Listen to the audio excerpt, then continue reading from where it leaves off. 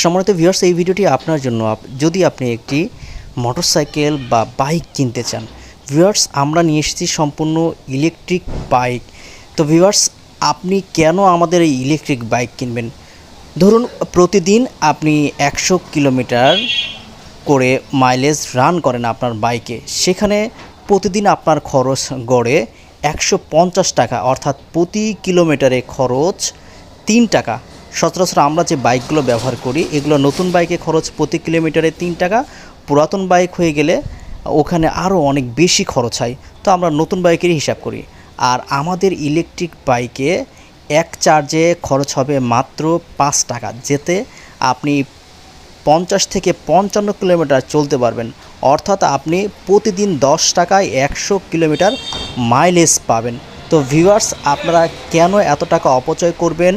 প্রতি মাসে আপনার সেভ হচ্ছে